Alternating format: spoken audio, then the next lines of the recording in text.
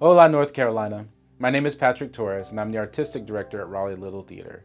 I just recently moved to North Carolina from Texas. Texas is where I was born and raised, and I'm a part of a multicultural family.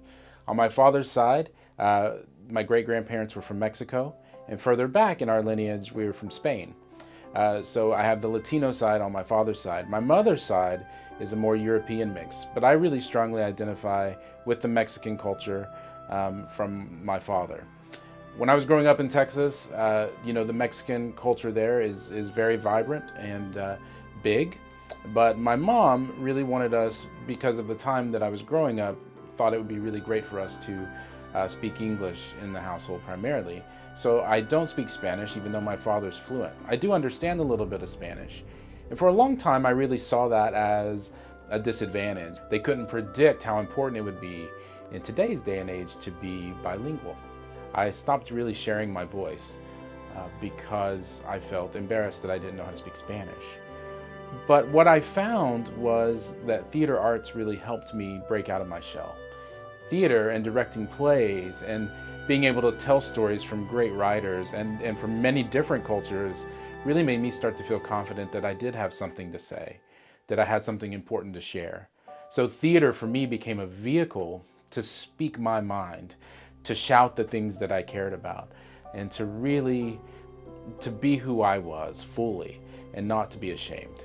So that's why I got into the theater, and that's why I'm still in theater, because I believe it gives voice to people who don't have voices. My primary responsibility here at Raleigh Little Theater is to oversee the artistic and educational programming that the theater offers.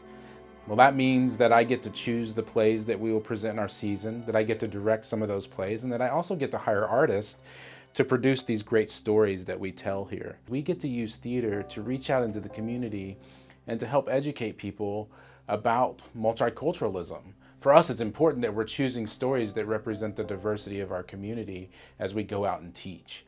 And I think that just like me, when I found theater as a kid, and I really felt all of a sudden I had a voice, that I didn't have to be ashamed anymore, that I could tell stories and learn from other people's stories. That's what we get to kind of do on a daily basis as we use theater to educate people. And theater education is really great because it does a lot of things for folks. It teaches empathy, it teaches teamwork, it teaches communication, critical analysis, creative thinking.